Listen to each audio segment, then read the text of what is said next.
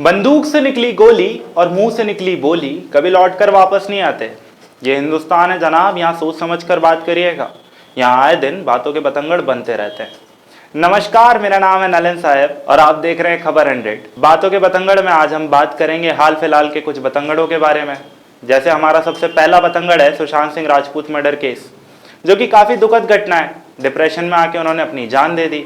लेकिन जब इस बात का बतंगड़ बना तो अब ऐसा लगता है जैसे न्यूज चैनल पे न्यूज नहीं, क्राइम की कोई थ्रिलर मूवी चल रही हो। इस तरह से दीपिका आगे वाली ब्लैक वाली गाड़ी, ब्लैक वाली गाड़ी, ब्लैक वाली गाड़ी, ब्लैक वाली गाड़ी, ब्लैक वाली गाड़ी, ब्लैक वाली गाड़ी, ब्लैक वाली गाड़ी।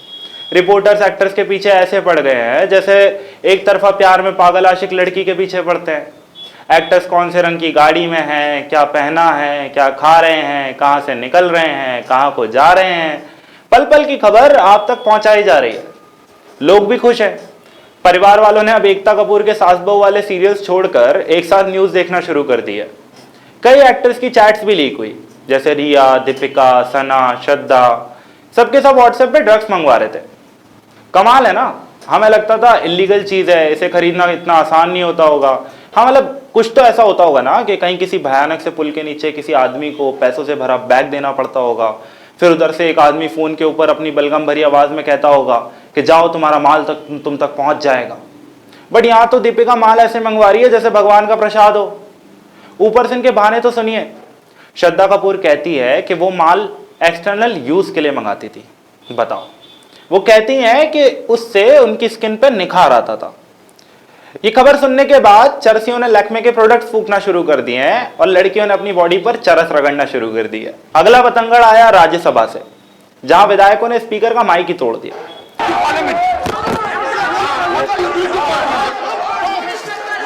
उनको लगा स्पीकर का माइक तोड़ देंगे तो फिर स्पीकर बोल नहीं पाएगा और बिल तो पास होगा ही नहीं, पर वो तो हो गया। उसके बाद आधे किसान काफी खुश हैं और आधे पटरियों पर पड़े हैं। मोदी सरकार हाय हाय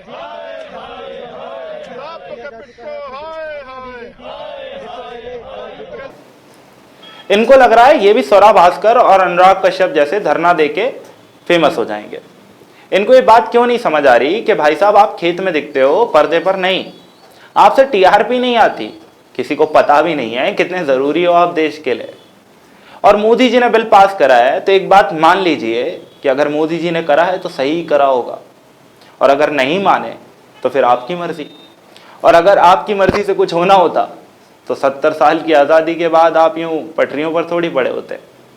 खैर, पड़े रहने से याद आया, राहुल अपनी सोनिया जी के लड़के, उनको पुलिस ने एक्सप्रेस हाईवे पर धक्का देके गिरा दिया। बताओ, मोदी जी ने इनकी सरकार गिरा दी, लोगों ने इनकी पार्टी का घमंड गिरा दिया, अब पुलिस इन्हें गिरा रही है। बात ऐसी है कि बीते दिनों हुई हाथरस घटना, जो कि देश के लिए बड़ी शर्मनाक घटना है, जिसमें एक लड़की के साथ पहले रेप हुआ, फिर उसकी गर्दन तोड़कर उसकी हत्या कर दी गई। इस बात पे राहुल गांधी जी हाथरस उनके परिवार वालों से मिलने पहुंचे थे, पर पुलिस ने धारा 144 के चलते उन्हें रोक दिया। अब ये कोई पहली बार नहीं है कि पुलिस ने राहुल गांधी जी को रोका। इससे पहले भी कई बार मेरठ, मंदसौर, थाईलैंड, उनके कई प्रकार के दौरे कैंसिल हो चुके हैं पुलिस की वजह से। इसके बाद पुलिस ने उन्हें गिरफ्तार किया और वापस दिल्ली रवाना कर दिया। मेरा उनसे बस इतना कहना है कि राहुल जी, अगर सिर्फ रेप पीड़िता के परिवार से मिलना है तो एक काम करें, राजस्थान भी चले जाइए, वहां तो सरकार भी आपकी है और फिलहाल में 3 रेप भी हुए हैं। खैर, सिर्फ राहुल गांधी नहीं है, कुछ लोगों ने इस घटना को दलितों के साथ अत्याचार से भी जोड़ दिया।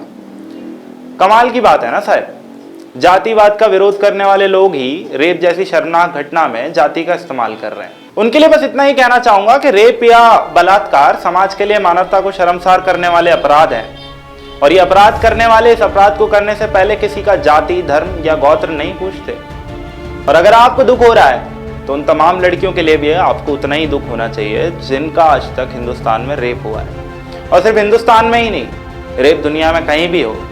रेप के बाद पीड़िता को सम्मान मिले और अपराधियों को किसी जाति, धर्म और मैं तो कहता हूं इंसानों की गिनती में ना रखते हुए कड़ी सी कड़ी सजा दी जाए, यह हर समाज और उसके रखवालों की जिम्मेदारी है। और इस पर राजनीति करने वालों की बातों में ना आकर हम बस अपने आसपास के माहौल को सुधारें, ये हमारी जिम्मेदारी है। समझ गए ना? तो अपना ख्याल रखिए, सावधान रहिए। आपके आसपास कोरोना और बात के बतंगड़ बनाने वाले कई लोग मौजूद हैं। और ये दोनों ही आपकी जान और दिमाग के लिए कभी भी खतरा बन सकते हैं। मेरा नाम है नलिन साहब और आप देख रहे थे खबर 100। अगले हफ्ते फिर मिलेंगे बात के बतंगड़ से।